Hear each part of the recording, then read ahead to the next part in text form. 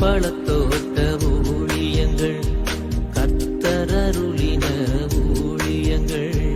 திராட்சை பழத்தோட்ட ஊழியங்கள், கர்த்தரருளின ஊழியங்கள். அவரில் நிலைத்திருந்து கனி கொடுப்போம், கர்த்தர் வாய்க்க செய்வார்.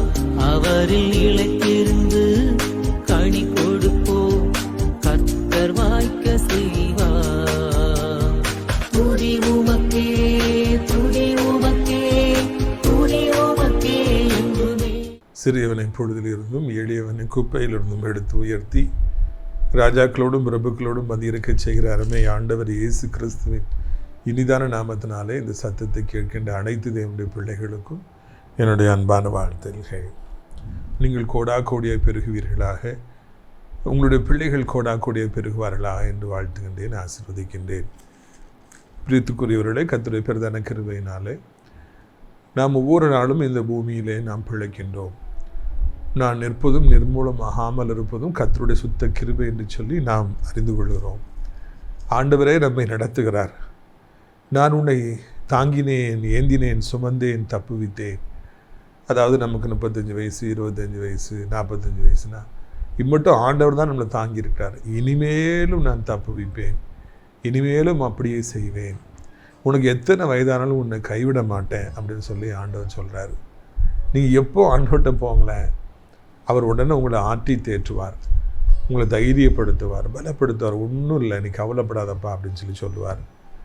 ஆனால் மனிதர்கள்ட்ட போங்க, எப்போ பார்த்தாலும் உள்ளத்தை உடைப்பாங்க. எப்போ பார்த்தாலும் மனிதனுடைய வார்த்தைகள் நம்மை களங்கடைக்க செய்வதாகவே இருக்கின்றது. இதுதான் கர்த்தருக்கும் மனிதர்களுக்கும் உள்ள வித்தியாசம் என்பதை நாம் புரிந்து கொள்கிறோம். எனவே நேரம் கிடைக்கும் பொழுதெல்லாம் நாம் ஆண்டுடைய பாதத்தண்டை ஓடுவோம், ஜெபிப்போம். நேரம் கிடைக்கும் பொழுதெல்லாம் இந்த பைபிளை எடுத்து நாம் வாசிப்போம். அப்பொழுது கர்த்தர் நம்முடைய வாழ்க்கையில் நம்முடைய சமாதானம் கெட்டு போகாதபடிக்கு அவர் பாதுகாப்பார். உலகம் தர முடியாத சமாதானத்தை நான் தருகிறேன். பாருங்கள், உலகத்தால் தர முடியாது, ஆனால் ஆண்டவரால் தர முடியும் சமாதானம். எங்கே நிம்மதி, எங்கே நிம்மதி என்று நான் தேடி பார்த்தேன். இல்லைன்னா அந்த சினிமா பாடலில் கேளுங்க, போன வாரம் ஒரு ஐயா பேசினாங்க, இந்த பாட்டையே தான் நான் டெய்லி பாடுவேன் அப்படின்னு சொல்லி சொன்னாங்க. எங்கே நிம்மதி, எங்கே நிம்மதி, அங்கே எனக்கு ஒரு இடம் வேண்டும். கண்ணாடிக்கு முன்னால் அந்த பாட்டை தான் நான் பாடுவேன்னு சொல்லி ஐயா ரசிக்கப்படுறதுக்கு முன்னாடி அவங்க இந்த பாட்டை தான் பாடுவாங்களாம். ஃப்ரெண்ட்ஸ்கிட்ட பேசி எல்லார்ட்டையும் பேசி சந்தோஷமாக இருப்பாங்களாம்.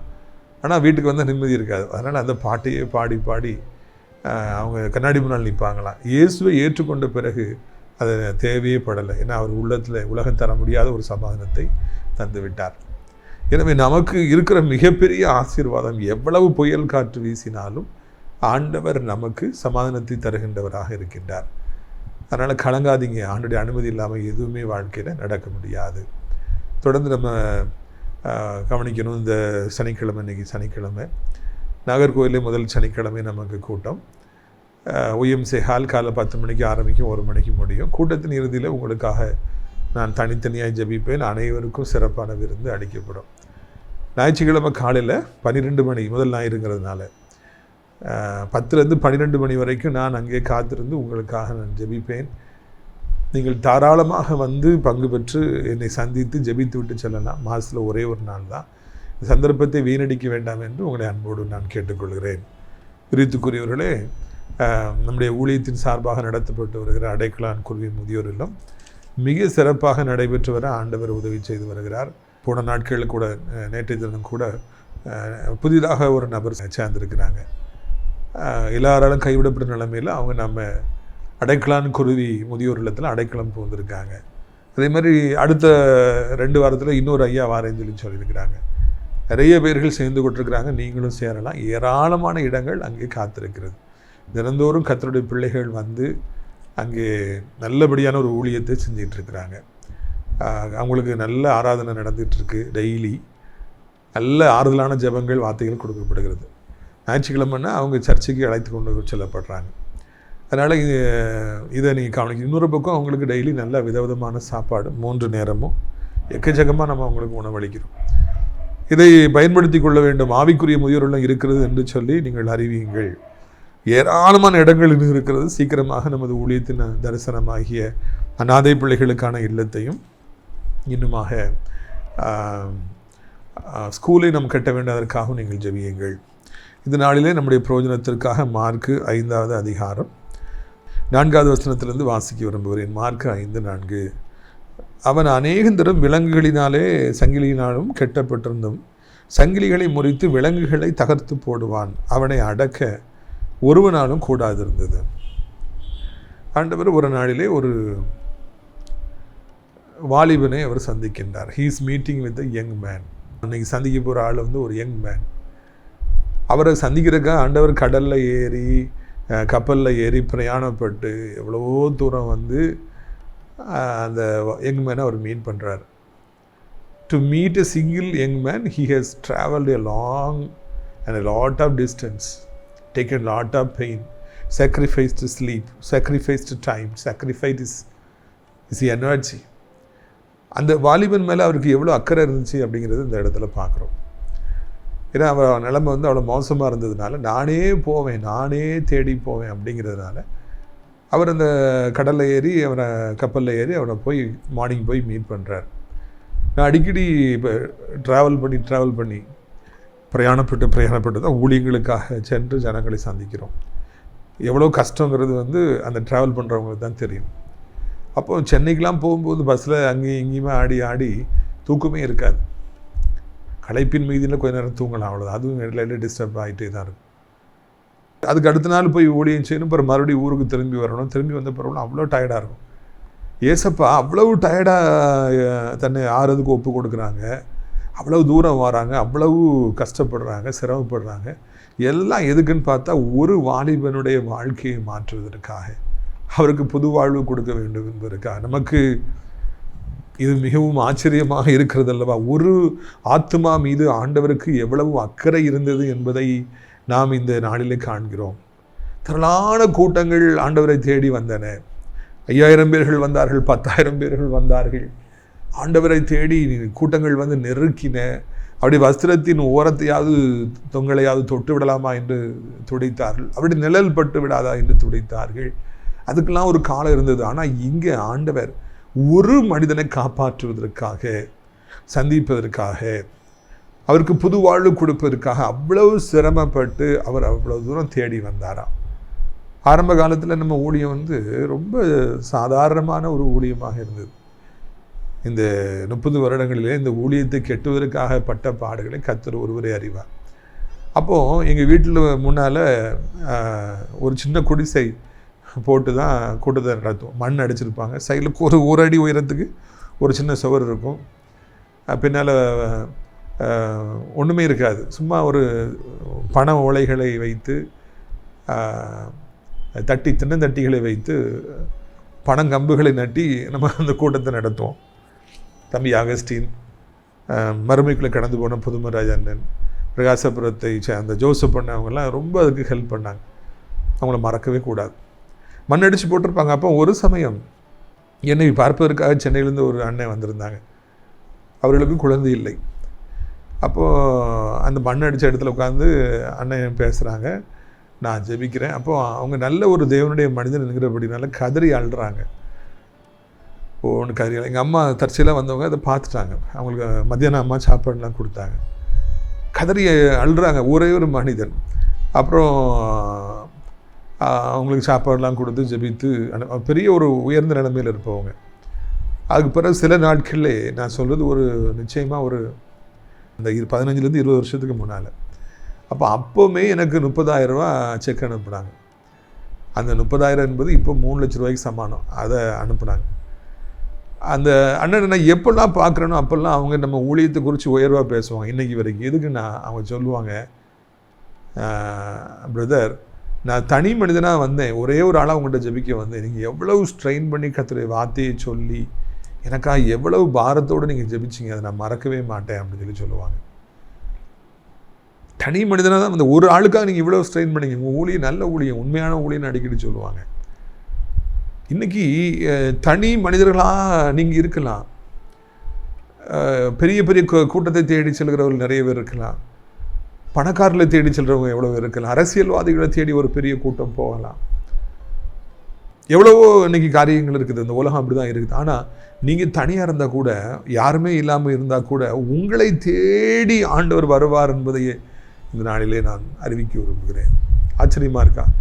வியாதிப்பட்டு படுத்திருக்கலாம், வேலை போயிருக்கலாம், திருமண வாழ்க்கை உடைஞ்சு போயிருக்கலாம், பிள்ளைகளால் கைவிடப்பட்டிருக்கலாம், பிள்ளை இல்லாமல் இருக்கலாம், வீட்டில் ஆண் துணையும் இல்லாமல் இருக்கலாம், மிகவும் நெருக்கப்படலாம், வாழ்க்கையில் வழியே இல்லாமல் இருக்கலாம், கடன் மத்தியில் சிக்கி தவித்து தற்கொலை செய்து கொள்ளாமல் இருக்கலாம். ஆனால் உங்களை தேடி ஆண்டவர் வரார். உங்களோட மேலே அவ்வளோ அன்பு அவருக்கு, இசப்பாவுக்கு உங்கள் மேலே அவ்வளோ பாசம், உங்களுக்கு ஏதாவது செய்யணும்னு சொல்லி அவர் ஆசைப்படுறார். அதனால தான் உங்களை தேடி, தனிமையில் வாடுகிற உங்களை தேடி ஆண்டவர் வராரு. என்னை தேடி யாரும் வருவாங்களா?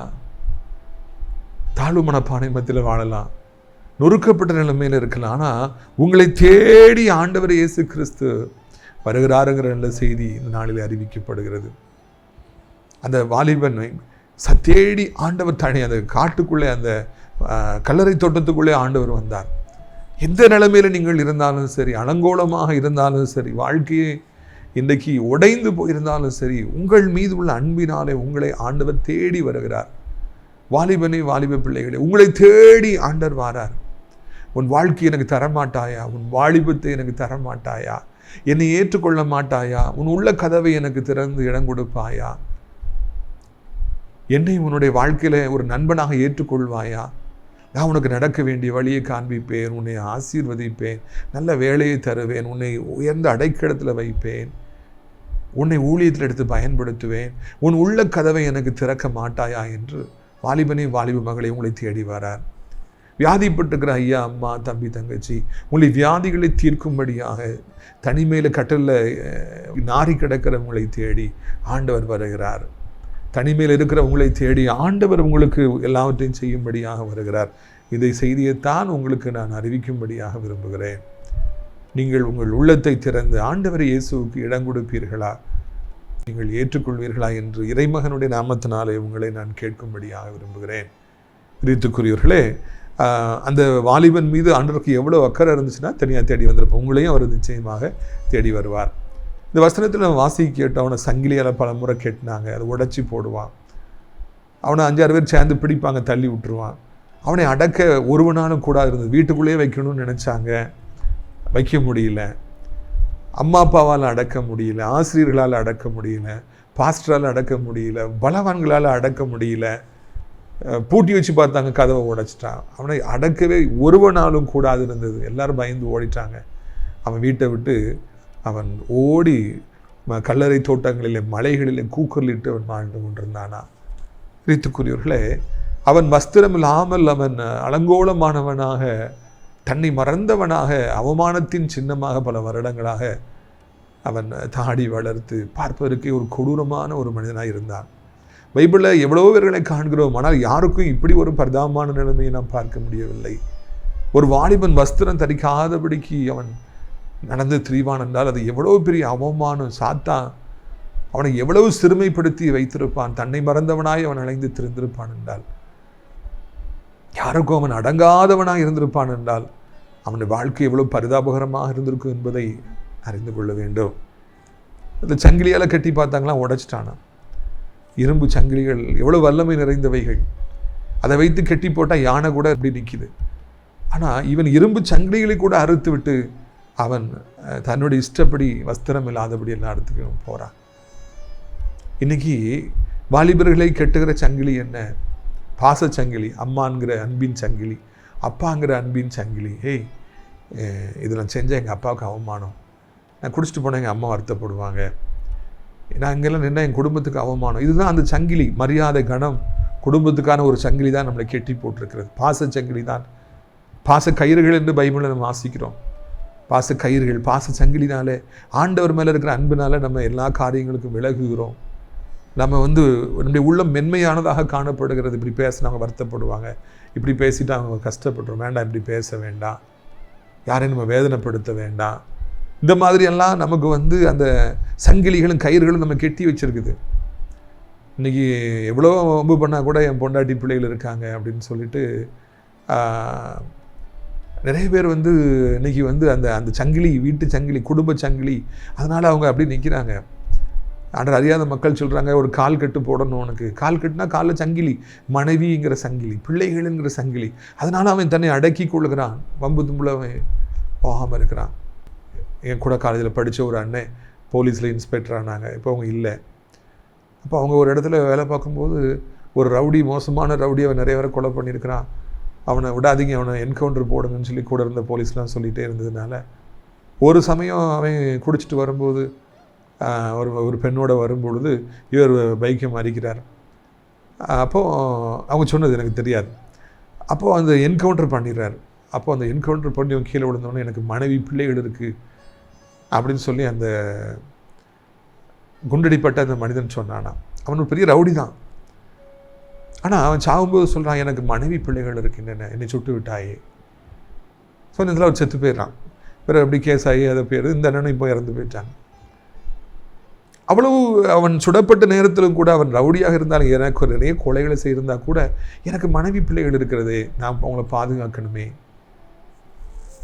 அது ஒரு சங்கிலி தானே, அன்பு சங்கிலியால் அவன் கெட்டப்பட்டிருந்தான், அவங்களுக்காக வாழணும்னு அவன் நினைக்கிறான். ஆனால் ஒரு சிலர் இந்த தகப்பன் தாய் பாசம், குடும்ப பாசம், கடவுள் மேலே உள்ள சங்கிலிகள் என்ன கயிறில் கெட்டினாலும் அதெல்லாம் அத்து போட்டுட்டு எதை பற்றியும் கவலைப்படாமல் வாழ்கிறாங்க. இந்த வாலிபனை மாதிரி நிறைய பெற்றோர்கள் இன்றைக்கி ஜெபிக்க வரும் பொழுது அவர்கள் பிள்ளைகளை குறித்து சொல்கிறாங்க, என் மகன் யாருக்குமே அடங்க மாட்டேங்கிறான், கீழ்ப்படுகிறதே இல்லை, வீட்டுக்கு வர்றதே இல்லை, போதை பழக்கங்களில் இருக்கிறான், என் மகா தவறான தொடர்புகளில் இருக்கிறா, கீழ்ப்படுகிறது இல்லை, அடங்கிறது இல்லை, இஷ்டம் போல் வாழ்கிறாங்க. இன்றைக்கி நிறைய பேர் எதை குறித்தும் அக்கறை இல்லாதபடி, யாருக்கும் அடங்காதபடி வாழ்கிறாங்க. நிறைய மாணவர்கள், ஆசிரியர்கள்லாம் பயப்படுறதே கிடையாது, மரியாதை செய்கிறதே கிடையாது.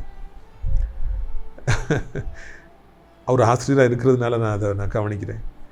அந்த சங்கிலி, அந்த ஆசிரியருங்கிற அந்த கௌரவம், ஆசிரியருங்கிற ஒரு பயம், மரியாதை எல்லாம் இப்போ எங்கேயோ போய்விட்டது. அதெல்லாம் இன்றைக்கி இல்லை. அந்த சங்கிலி எங்களை கெட்டி வச்சிருந்தது. நாங்கள் சின்ன வயசில் இருக்கும்போது ஆசிரியர்லாம் உடனே எஞ்சி நிற்போம், சாரத்தாவத்து கீழே இறக்கி விடுவோம். ஆனால் இன்றைக்கி அப்படிலாம் இல்லாத ஒரு நிலைமையில் இருப்பதை காண்கிறோம். பிரியத்துக்குரியவர்களே, இந்த நாளிலும் கூட உங்கள் வீட்டிலும் கூட யாரோ ஒருவரை கெட்ட முடியாதபடி, அன்பினாலே கெட்ட முடியாதபடி, அவங்களுடைய கடமைகளை உணர்வுகளாலே கெட்ட முடியாதபடி, சம்பாதிக்க வேண்டுங்கிற உணர்வினாலே கெட்ட முடியாதபடிக்கு இஷ்டம் போல வாழ்கிறவர்கள் யாரோ இருக்கலாம். அவர்களுக்கு புது வாழ்வு கொடுக்க வேண்டும் என்று ஆண்டவர் விரும்புகிறார். அதைத்தான் இந்த இடத்துல காண்கிறோம். அவன் கட்ட முடியாதவனாக இருந்தான், அவனை ஒரு கட்டுப்பாட்டுகளை கொண்டு வர வேண்டும் என்று தான் ஆண்டவர் அங்கே கடந்து போனார். இன்னைக்கு அடங்காத பிள்ளைகளை அடக்க வேண்டும். கெட்ட குமாரன் அடங்காதவனாக இருந்தான், தகப்பனை மதியாதவனாக அவன் இருந்தான். என் குடும்பம் குறித்து எனக்கு கவலை இல்லை, அக்கறை இல்லை என்று சொல்பவனாக இருந்தான். இஷ்டம் போல வாழ்பவனாக இருந்தான். ஒரு நாளில் அப்பா என்கிற அன்பினாலே கெட்டப்பட்டு, கயிறினாலே கெட்டப்பட்டு, இழுக்கப்பட்டு, அந்த அன்பு கயிறு அவனை அப்படியே இழுத்து இழுத்து இழுத்து இழுத்து இழுத்து இழுத்து இழுத்து சொந்த ஊருக்கு, சொந்த வீட்டுக்கு அவனை கொண்டு வந்து விட்டது. ரொம்ப வருஷத்துக்கு பிறகு அப்பாவுடைய அன்பை அவன் நினைக்கிற அந்த கயிறு அவனை கேட்டது. உடனே அந்த கயிறு அவனை கெட்டி அப்படியே வீட்டுக்கு இழுத்து கொண்டு வந்து விட்டது. அந்த சங்கிலி அவனை அப்படி கெட்டி இழுத்து கொண்டு வந்து விட்டு பத்திரமா வந்துட்டான். உங்கள் பிள்ளைகளுக்கு உள்ளத்திலே ஒரு உணர்வை கொடுப்பார். சங்கிலியால் அன்பின் கயிறுனாலே கெட்டுவார், பாச கயிறுனாலே கெட்டுவா. எங்கள் அம்மா பாவம்ல, எங்கள் அப்பா பாவம்ல, ஐயோ எனக்கு சம்பாதிக்க வேண்டுமல்லோ, படிக்கணும் இல்லையா, அந்த உணர்வினாலே, எதிர்காலத்தை குறித்த பயத்தினாலே கெட்டி இழுப்பார். இதைத்தான் இந்த நாளிலே உங்களுக்கு நான் அறிவிக்கும்படியாக விரும்புகிறேன். தேவன் இந்த நாளிலே இஷ்டம் போல வாழ்பவர்கள், எந்த ஒரு அன்பிற்கும் எந்த ஒரு பயத்திற்கும் இடம் கொடுக்காதபடி மனம் போன போக்கிலே வாழ்பவர்களை நான் கெட்டி இழுத்து கொண்டு வருவார் என்கிற நல்ல செய்தியை உங்களுக்கு நான் அறிவிக்கும்படியாக விரும்புகிறேன். பிரியத்துக்குரியவர்களே, இதோ இந்த நாளிலும் கூட ஆண்டவர் நம்மிடத்தில் இடைபடுபவராக, ஆண்டவர் நம்மிடத்தில் பேசுபவராக அவர் இருக்கின்றார். இஷ்டம் போல வாழ்கிற வாழ்க்கை நமக்கு சிலருக்கு சரியாக இருக்கலாம். நான் இஷ்டம் போல தான் வாழ்வேன், யாருக்கு அடங்க மாட்டேன், அம்மா அப்பாவை மதிக்க மாட்டேன், யாரை பெரியவர்களை மதிக்க மாட்டேன், பாஸ்டரை மதிக்க மாட்டேன், கெட்ட வார்த்தைகளை பேசும். ஆனால் அது தேவனுடைய பார்வையில் அது கனமானதல்ல, அது தேவனுக்கு சித்தமானதல்ல. தேவன் அதை உடைத்து போடும். அந்த மாதிரி இஷ்டம் போல வாழ்பவர்களை உடைத்து, அவருடைய மன கடினத்தன்மையை உடைத்து, அவர்கள் நல்ல பிள்ளைகளாக மாற்றும்படியாக, அன்பின் கயிறுகளினாலே, பாசக்கயிறினாலே கெட்டும்படியாக விரும்புகிறார். அதைத்தான் இந்த நாளிலே நான் காண்கிறோம். அந்த மனிதனை தேடி போகிறாரு. ஏன்னா அவன் அலங்கோலமாக இருக்கிறான், அவன் அசிங்கமாக இருக்கிறான். இன்னைக்கு நிறைய வாலிபர்களுடைய வாழ்க்கை அலங்கோலமாக இருக்கிறது. யோசிச்சு பாருங்க, அவன் எவ்வளவு ஒரு சிறுமைப்படுத்தப்பட்ட நிலைமையில் இருந்தான். அந்த சிறுமைத்தன அடிமைத்தனத்திலிருந்து விடுவித்தவன் புத்தி தெளிய வைக்க வேண்டும் என்பதற்காக போனார். போன உடனே அவனுக்குள்ளே இருந்த ஆவிகள் எல்லாம் அவர் தூரத்தில் வரும்பொழுது நான் வாசிக்கிறேன் பாருங்க, 6வது வசனம். அவன் இயேசுவை தூரத்தில் கண்ட பொழுது ஓடி வந்து அவரை பணிந்து கொண்டு. 8வது வசனம், ஏனெனில் அவர் அவனை நோக்கி அசுத்தாவி இந்த மனுஷனை விட்டு புறப்பட்டு போ என்று சொல்லியிருந்தார். கடைசியாக பாருங்கள் 15, இயேசுவிடத்தில் வந்து லேகியோனாகிய பிசாசுகள் பிடித்திருந்தவன் வஸ்திரம் தெரிந்து உட்கார்ந்து புத்தி தெளிந்திருக்கிறதை கண்டு பயந்தார்கள். அங்கே பாருங்கள், அந்த வாலிபன் இயேசுவை சந்திக்கிறானுக்குள்ளே பிசாசுகள் இருக்குது, துரத்துறாரு. அவனை விட்டு பேருங்க, அவன் நல்லா வாழணும், அவன் சந்தோஷமாக இருக்கணும், அவனை இப்படி சிறுமைப்படுத்தாதீங்க, அவனை அலங்கோலமாக வஸ்திரம் இல்லாமல் அவனை அவமானப்படுத்தாதீங்க, அவனுக்கு புத்தி தெளியட்டுன்னு சொல்லி இந்த ஆவிகளை துரத்துறாரு. அது ஆவியெல்லாம் போயிடுது. போன உடனே அந்த வாலிபனுக்கு தன்னிலை வருகிறது, கான்ஷியஸ்னஸ் வருது. நான் ஏன் இப்படி ட்ரெஸ் இல்லாமல் இருக்கிறேன், நான் ஏன் தாடி வளர்த்துருக்கு, நான் ஏன் குளிக்காமல் இருக்கேன். கெட்டகுமாரனுக்கு வந்து அதே தன்னிலை உணர்வு, குடும்பத்தை குறித்த அக்கறையில் அவன் தன் மானத்தை மறைக்கின்றான். ட்ரெஸ்ஸை ஓடி போய் கொடுக்குறாங்க, உடனே போட்டுக்கொள்கிறான். இயேசுவின் பாதத்திலே அவன் கையை கட்டி கொண்டு அமர்ந்தவனாக, அவருடைய போதகத்தை கேட்பவனாக, புது படைப்பாக அந்த நாளிலே அவன் மாறுகிறான். அது வரைக்கும் கல் எடுத்து எல்லாரையும் அடிக்கான், குத்துறான், தன்னை குத்துறான், ஒவ்வொன்று ஊழ விடுறான், தூங்க மாட்டேங்கிறான். வாழ்க்கையில் அவன் பயங்கரமானவனாக எல்லாரும் அவன் கண்டு நடுங்கிறவனாக இருந்தான். ஆனால் இப்பொழுது கைகளை கட்டி கொண்டு அப்படியே தலை குனிந்து கொண்டு ஆண்டவருடைய போதகத்தை ஆர்வமாய் கேட்பவனாக, இயேசுவை பின் செல்ல விரும்புகிறவனாக, புது வாழ்வு பெற்றவனாக அவன் மாறினான். என்ன தலைகீழ் மாற்றம் பார்த்தீர்களா? எல்லாரும் அதை பார்த்த உடனே அப்படியே அதிர்ந்து போனாங்களாம்.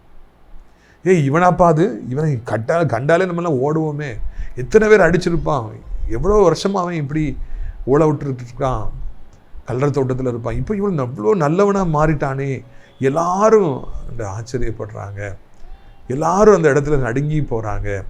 அவனுக்கு புது வாழ்வு ஆண்டவர் கொடுத்தார் என்று இந்த இடத்துல நாம் வாசிக்கிறோம். அவன் புது படைப்பாக மாற்றப்பட்டான். அவனை அடக்க ஒருவனாலும் கூடாது இருந்தது என்று சில வசனங்களுக்கு முன்னால் வாசித்தோம். இப்போ அவன் ஆண்டவருக்கு அடங்கியவனாக, கர்த்தருக்கு பயந்தவனாக, ஆண்டவருடைய போதகத்தை கேட்க விருப்பமானவனாக, அவருடைய பாதத்தில் மரியாதை போல அமர்ந்திருப்பவனாக மாறினான்.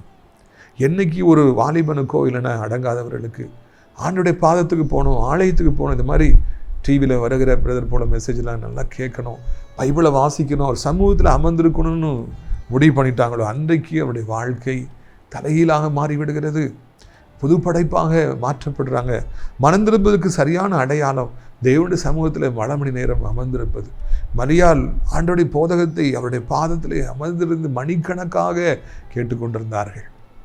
அதை போல இங்கே நாம் காண்கிறோம், இந்த வாலிபன் ஆண்டவருடைய சமூகத்தில் கைகளை கெட்டிக்கொண்டு பல மணி நேரம் அப்படியே அமைதியாக உட்கார்ந்துருக்கிறான். அந்த போதகத்தை கேட்கணும், ஆண்டவரை நேசிக்கணும், ஆண்டவருக்கு பின்னால் போகணும், ஊழியம் செய்யணுங்கிற ஆசை அவனுக்கு வந்து விட்டது. எவ்வளோ பெரிய மாற்றம் பார்த்தீர்களா? அப்படி ஆண்டவரே உன் பின்னால் வாரோம், எனக்கு அனுமதி கொடுங்கன்னு கேட்குறான். இல்லைப்பா, நீ போய் உன் குடும்பத்துக்கும் எல்லாருக்கும் நான் செய்தது உனக்கு செய்தது சொல்லுப்பா அப்படின்னு சொல்லி ஆண்டவர் ஊழியம் செய்யும்படியாக, சாட்சி சொல்லும்படியாக அனுப்புனாரா? அப்படி இஷ்டம் போல் வாழ்ந்த எத்தனையோ பேர்கள், எம்எல்ஜே சிங் ஐயாவிலேருந்து எத்தனையோ பேர்கள், அவர்கள் எல்லாம் ஆண்டவரால் தொடப்பட்டு ஆண்டுடைய ஊழியர்களாக அவர்களெல்லாம் வாழ்ந்தார்கள். எத்தனையோ பேர்களை தொட்ட ஆண்டவர் இன்றைக்கு உங்களுடைய பிள்ளைகளையும் தொடுவார். தனிமையில் வாடி நிற்கிற உங்களுக்கு ஆண்டுடைய அன்பை அவர் காண்பிப்பார், அக்கறையை காண்பிப்பார், வியாதிகளை நீக்குவார், உங்கள் மன போராட்டங்களை நீக்குவார், உங்களை பிடித்து கெட்டி வைக்கிற சங்கிலிகளை உடைத்து போடுவார், பொல்லாத மனிதர்களை உங்களை வாழ்க்கையை விட்டு அவர் விளக்குவார், உங்களுக்கு மிகுந்த பெரிய சமாதானத்தை தருவார் என்கிற நல்ல செய்தி உங்களுக்கு நான் அறிவிக்கும்படியாக விரும்புகிறேன். உங்களுக்கு ஒரு புது வாழ்க்கை தர வேண்டும்.